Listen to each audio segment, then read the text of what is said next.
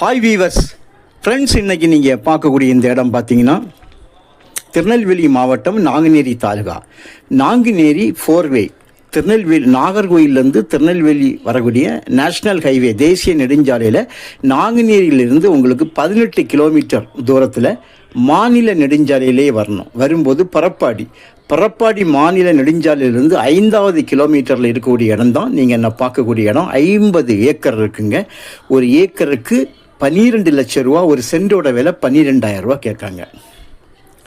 So இந்த இடம் உங்களுக்கு 50 ஏக்கராக இருந்தாலும் பாருங்கள், ரோடுலேருந்தே உங்களுக்கு பாதை 25 அடி பாதை அப்படியே கரெக்டாக ஒரு 250 மீட்டர்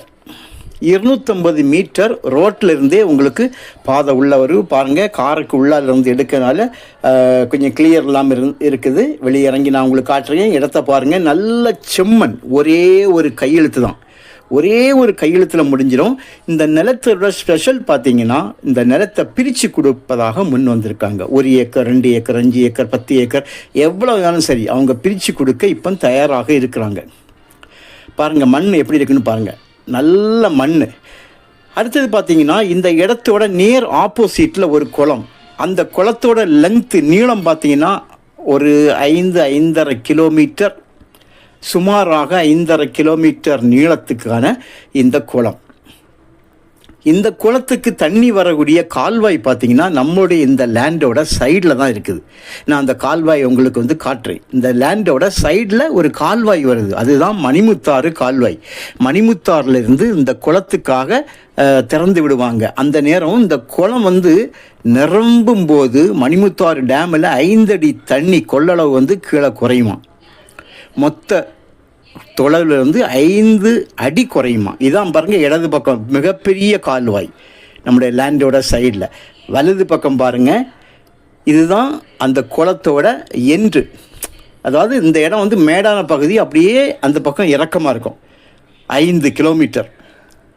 எப்போவுமே உள்ளுக்கு ஒரு குறிப்பிட்ட ஏரியாவில் கோடை காலத்தில் கூட தண்ணி இருக்கும். கம்ப்ளீட்டாக நஞ்சை விளைவிக்கக்கூடிய ஒரு குளம். மண்ணோட தன்மையை பார்த்தீங்களா.